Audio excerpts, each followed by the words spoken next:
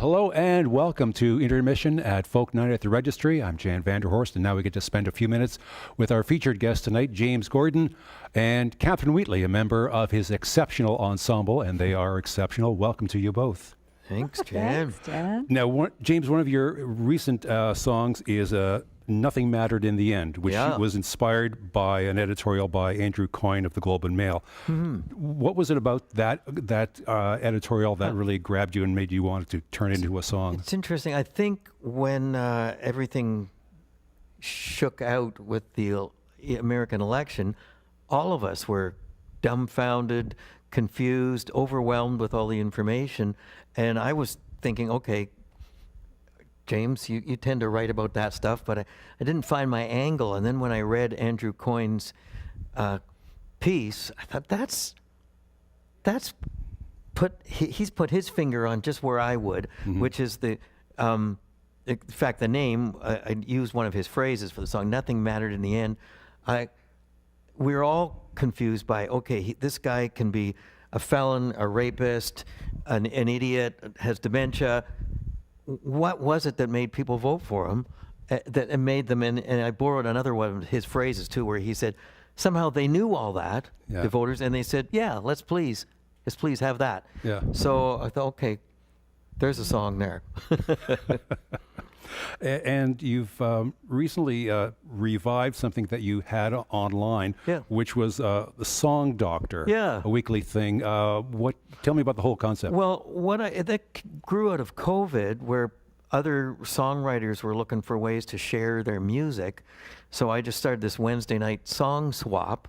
And when it was safe to go back out into the world, I sort of ended it.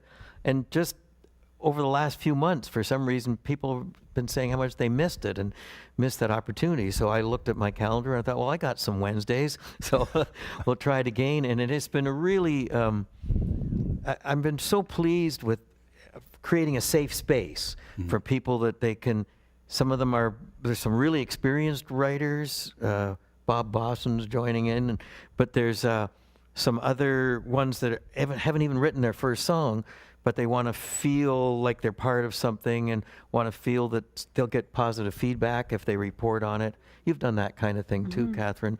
And so I've started back up a few weeks ago, and we've got a really good group of writers, and I'll keep it going as long as I can again, because it seems to be providing a service. Well, that was the thing about the lockdown. A lot of people went online and thought outside the box of what they could do as far as connecting with their audience.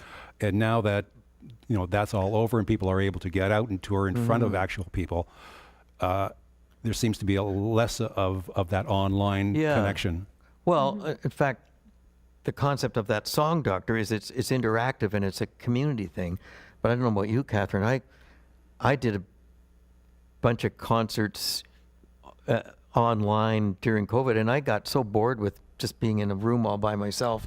You don't get that feedback, and I found myself going, is anyone out there? And it's quite an abstract thing. So I didn't keep that stuff up, but anything that you can take advantage of the technology that it's interactive and can draw people together, go for it. Right. Now, Katherine, you've been involved for a number of years in the Women's Music Weekend, and you've got two of them scheduled for this year, for later on this year.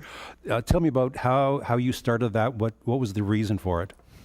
Well, James talked about a safe space that he created for people to do songs. And we found that there are many women who are shy sometimes about making music. I think of myself, when I grew up, I used to take my guitar to it was like a garage band. These guys, my friends, would play in a band, and we were invited to watch the rehearsal, and I always wanted to be part of the band, but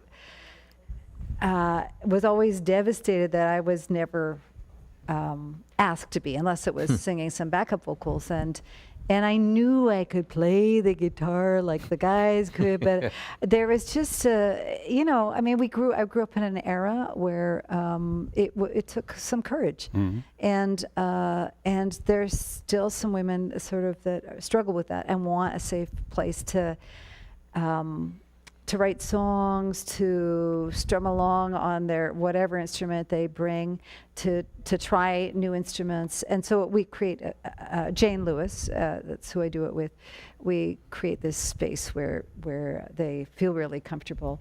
And some people actually feel sometimes physically threatened. So we've created that space for people to come in and share songs. And yeah.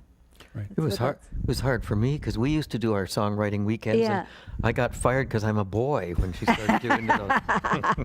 Well, it is. I mean, it's I've been challenged on it by because I do workshops, a lot of workshops that are mixed or multi-gender, and I have been we've been challenged on that topic. But I think, sometimes when you're sitting in these songwriter in the rounds, but more often if it's just people jamming along, there tend to be people who will just shy away, Yeah. and they want that opportunity to just that consideration. They just feel more comfortable in front of other women, just taking that time to make that Now, happen. you've both in the past been involved with songwriting in the schools programs. What did you get out of it? What surprises presented themselves working with kids? Well, can I go first? Go for it. Okay. It was James who taught me how to do this, to teach. And we often ask questions to get details about a song from kids. And I mean, first of all, I discovered that grade ones are mighty fine writers. And in fact, they're often better than I am. They come up with incredible stuff. And that what's lovely is that some of the kids that I think are the problem kids are often the kids who are the most creative. I had one situation where the song was about hope, and everyone was saying, "Oh, I hope that every child has clean water, and I hope every girl in the world has, a good education." There was just one little boy. It was like the little Johnny jokes at the back, pick me," and the teachers are. And finally, I picked him, and he said, "I hope I don't get clothes for Christmas." And, it's just those delightful moments. And I would never have thought about that, but that little kid, and you think, you got something there. Right. And it was just wonderful to see how creative these kids were. Yeah.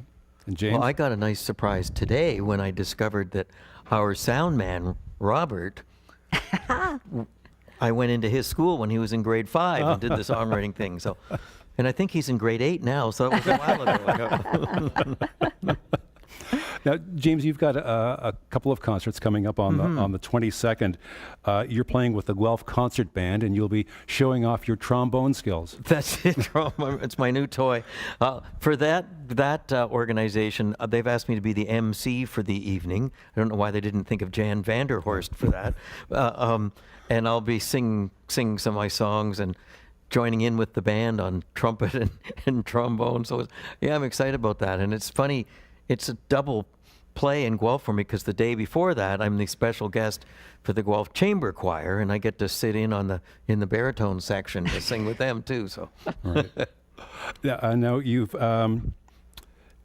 Katherine Boreal, the trio you're a part of, is already going to be they're already booked for the Summer Folk Festival in Owen Sound. Yes. James, are there anything's happening in the summer for you? My summer, I'm instead of the festival circuit, I'm doing the provincial park circuit. Are you? Which would Lucky be you. I've done that in the past, but doing it more this year where I go in and every park has an amphitheater and I have a show that sort of fits what campers want to You hear. have a show that fits everything. Oh, okay. Yeah. You just make it fit. They're pretty fun. And one of the reasons I do it too is because a lot of the parks are within a short commute from my houseboat, which I keep up north. Yeah. Right. Okay. Now it'd be a lot better than touring through Western Canada in November and December, which you Oh, my did goodness. last year. Yeah. Have you not learned anything from your years in folk music? Honestly, Jan, I did say yes to that tour, despite yeah. seeing that it was in very far north wintry conditions. And I said, well, what's the worst that could happen? Well, the worst happened. It was like literally of the 14 days of the tour, 7 in a row were a nonstop blizzard. So the whole time I'm driving with my white knuckles going, oh yeah, I have to show up somewhere and look chipper and sing songs. But yeah, the lesson is, James, are you too old for that? And maybe. You know, Lynn Miles, I remember her saying to me that her mother has a saying, and it's wherever Lynn goes, it snows. Oh yeah. And it's just like, well, and, you know. quiet, Catherine. The snow's coming in today. Oh too, God, so yes, that's right. you Yeah. have to watch it. Well, thank you both for this time. It's Aw, really a pleasure James. to talk with you. Great. And now it's time for the next set. All right.